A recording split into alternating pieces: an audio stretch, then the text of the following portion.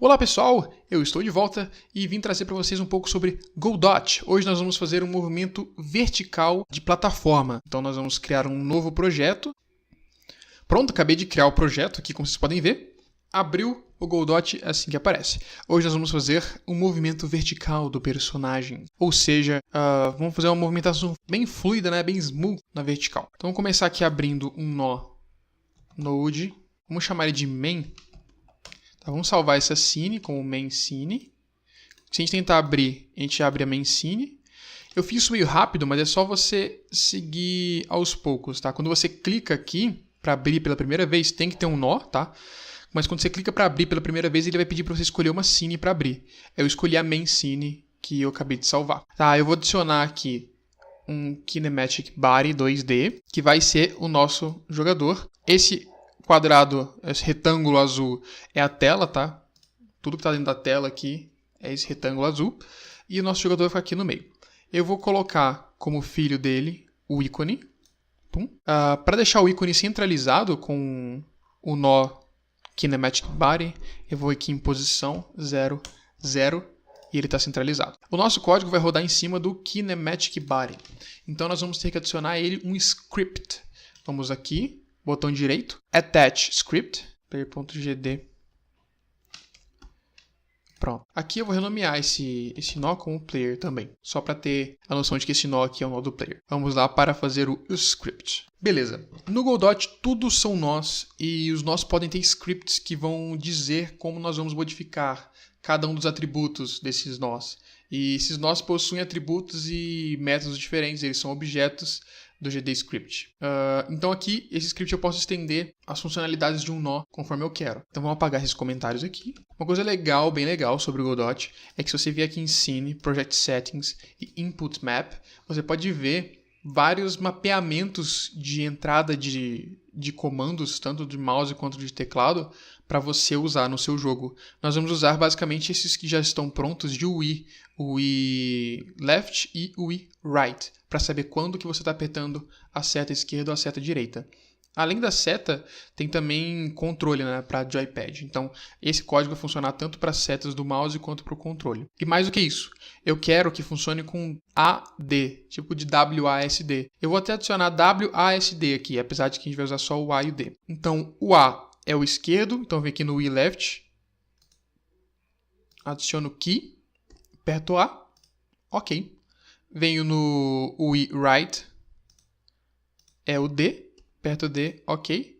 Mesma coisa para o Up, só que é W. E mesma coisa para o Down, só que é S. Perfeito. Agora se eu apertar WASD, ele vai dar trigger nesses eventos de Wii Right, Wii Up, Wii Down e Wii Left. O Godot, ele não processa todos os frames automaticamente, o nó, ou o script. Pela lógica do Godot, o script que está dentro do nó é basicamente a mesma coisa que o nó. Não se diferencia muito, assim. Mas você pode usar um script, o mesmo script para vários nós diferentes. Isso talvez a gente aborde em outras aulas. Mas enfim, você tem que colocar aqui set process true. Isso faz com que ele passe a usar uma callback semelhante ao love.update, se você vem dos meus tutoriais de love, e essa callback vai processar cada frame. Então você pode usar como loop para poder controlar o jogador, ou qualquer coisa assim que você precisar, né? Então a gente faz a callback aqui, process. Tem um delta que ele passa, que é o tempo que passou, né, desde que houve o último processamento dele. E pronto, aqui nós vamos fazer todo o código de exemplo desse vídeo. Seguinte, o exemplo que eu vou dar é para vocês terem uma ideia de como daria para fazer uma movimentação suave verticalmente num jogo de plataforma. Não é uma regra absoluta, muito pelo contrário, é apenas uma base. Por isso, eu vou passar detalhadamente, passo a passo, por que está acontecendo, para vocês entenderem o melhor possível o que eu estou fazendo e dá para vocês adaptarem conforme a necessidade do seu projeto. Então, essa é a ideia. Vamos lá. Primeira coisa que a gente quer definir são algumas propriedades desse jogador. Por exemplo, ele tem que ter uma direção. Então, eu vim aqui e colocar variável direção. Essa direção vai dizer se ele está indo para a direita ou para a esquerda, basicamente. Simples assim. Então, vamos dizer que, para começar, ele está na direção 1, ou seja, direita. Se ele estivesse na direção esquerda, a gente colocaria -1. Eu não sei se está espelhado e se eu fiz direita e esquerda certo aqui, mas enfim. Uma coisa que vai ser diferente vai ser a direção que o jogador está e a direção que você aperta no controle. Então a gente precisa de uma direção de entrada do jogador. Então vou colocar aqui, direção entrada. E a gente começa lá com 0. Agora nós precisamos escolher, já vou começar, vou fazer um pouco das variáveis, um pouco da lógica, tá? Então a gente precisa escolher qual direção que você está querendo ir, qual a intenção do jogador para aquele frame. Então, a gente vai começar aqui, colocar aqui direção. Entrada, a gente vai sempre estabelecer que é 0 no começo do frame, tá? Da lógica do frame. E se? Agora nós temos um objeto input, que a gente pode pegar um método dele para testar se uma ação é pressionada. Uma ação são aqueles itens que eu mostrei aqui. Vou até mostrar de novo. Project Settings, Input Map.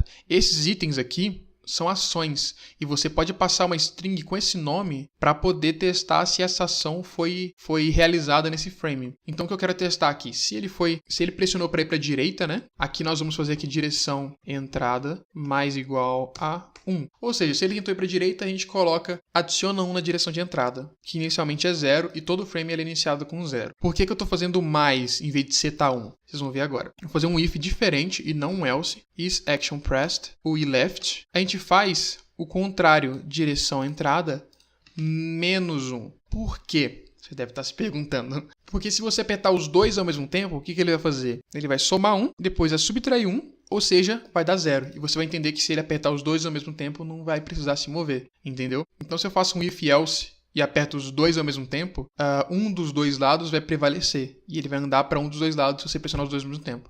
Eu prefiro, na jogabilidade, mas isso pode ser útil para você no seu jogo, mas eu prefiro que quando o jogador aperta os dois lados ao mesmo tempo do teclado, ou se ele der um jeito de fazer isso no controle também, não sei se dá, o jogador não se mexe. É a mesma coisa que ele não apertar nada. Eu prefiro assim. Apagar aqui e vamos começar a comentar já, não é mesmo? Recebe intenção de movimento do jogador. Lembrando que esse código aqui vai estar na descrição do vídeo. Agora é o seguinte, como o nosso movimento vai ser mais suave, a gente precisa que o jogador vai acelerando até a velocidade máxima. E quando você parar de dar input, quando você parar de clicar qualquer coisa, ele não parar de uma vez, ele desacelera. Ou seja, ele vai ter uma aceleração e uma desaceleração. E eu vou colocar aqui como constante. Se por acaso você quiser mudar isso com o tempo, você tem que colocar como variável. Mas eu vou fazer uma constante aceleração e vou colocar que é 1000. Tá? Um valor arbitrário aqui para depois a gente testa, coloca o que a gente quiser. Vou colocar uma constante desaceleração. E vamos colocar 2000. Não, vamos pôr 1000 mesmo. Ele acelera do mesmo jeito que ele desacelera, por enquanto, pelo menos. Se o jogador está acelerando, então ele possui uma velocidade. Então, vou vir aqui var velocidade.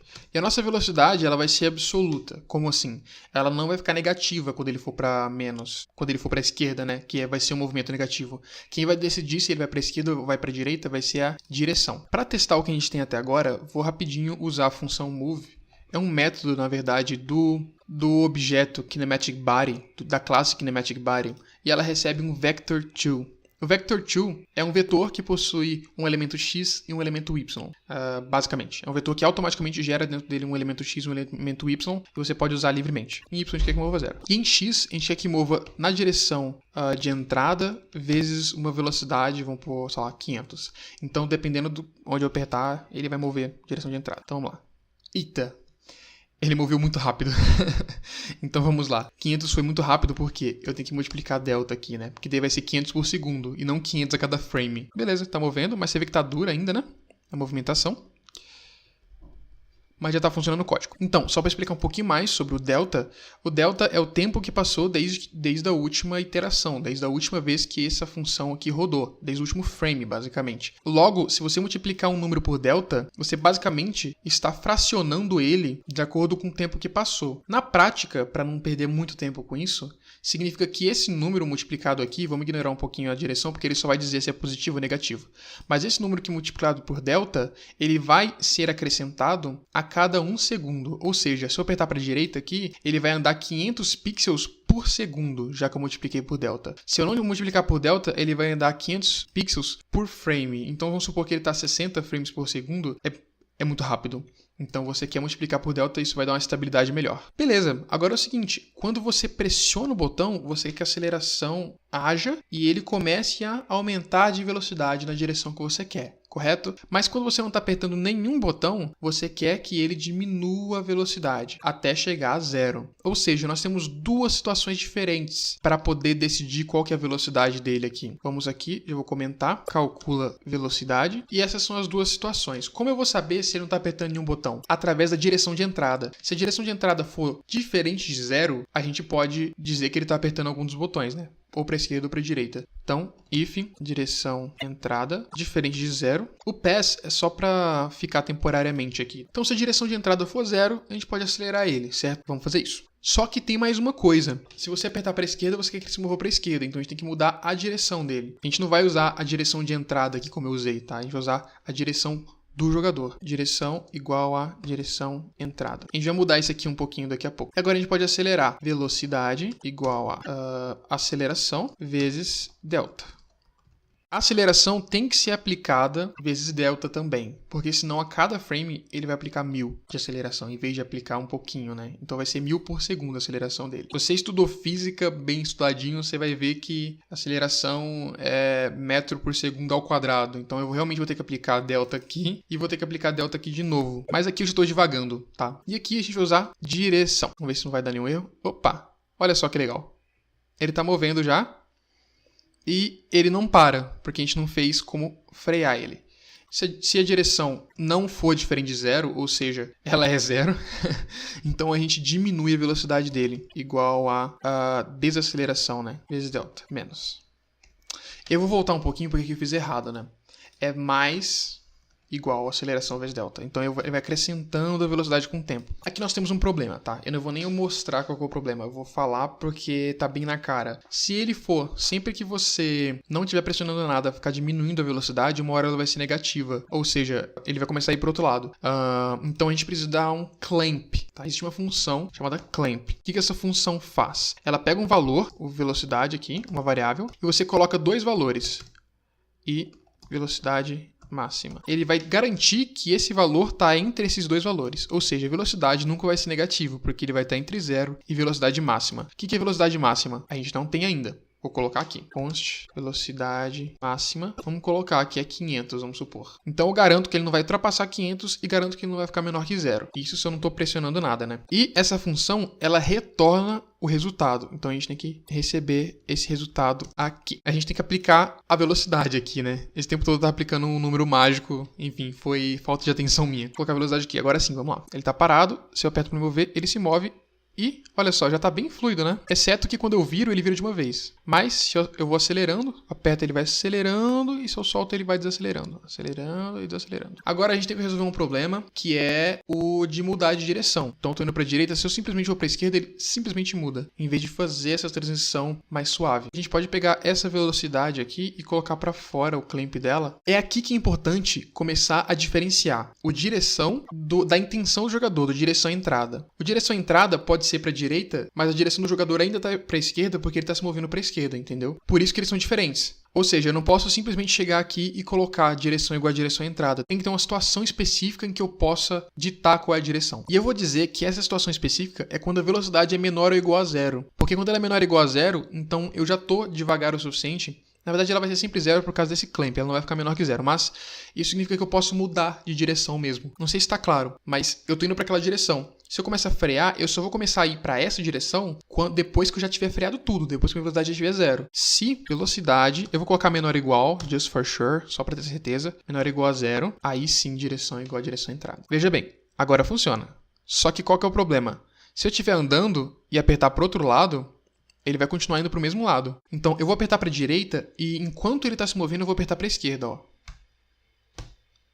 Eu apertei para a esquerda enquanto ele estava se movendo para a direita e ele continuou se movendo para a direita, porque a direção dele não mudou. Para solucionar isso, a gente tem que desacelerar ele quando a gente aperta para o outro lado. Se a direção for a mesma da minha direção de entrada, eu tenho que acelerar ele. Se a direção for diferente da minha direção de entrada, eu tenho que frear ele na taxa da minha aceleração e não da desaceleração. Dessa forma, eu garanto que quando eu apertar para o lado diferente do que ele está indo, ele vai começar a desacelerar e acelerar para o outro lado depois. Vou fazer o código, vamos ver se fica claro. Eu tenho que testar aqui se dir igual a direção entrada. Então eu estou testando se a intenção do jogador é ir para o mesmo lado que ele já está indo. Se for, a gente acelera ele. Então, o código é esse aqui. Se não for, a gente desacelera ele. Então, else velocidade menos igual a aceleração vezes delta. Deu algum erro. Vamos descobrir qual que é agora. Ok, eu usei a variável dir, sendo que ela nem existe. Pera aí. Direção. Opa, agora sim. Veja só. Direita, esquerda. Direita, esquerda. Beleza. Legal. Magnífico. A movimentação está pronta. Esse código aqui vai estar na descrição do vídeo e você pode brincar com isso aqui. Para fechar com chave de ouro, eu vou criar uma variável chamada movimento. Essa variável vai ser um vector2. Tá? Quando você cria um vector2 sem passar os valores, ele cria 0, 0. E eu vou calcular aqui, calcular quantidade de movimento. E vai ser exatamente isso aqui. Movimento.x igual a... Eu pego isso aqui e posso passar movimento aqui dentro. E... funcionando perfeitamente. Por quê? Porque mais tarde a gente vai mexer no movimento .y para fazer a gravidade e outras coisas, né? Separar a variável velocidade da variável movimento pode ser conveniente depois. Então é basicamente isso. Espero que vocês tenham gostado. Para mais tutoriais como esse aqui, se inscrevam e ativem o sininho. Deixe o seu joinha se você gostou. Tchau!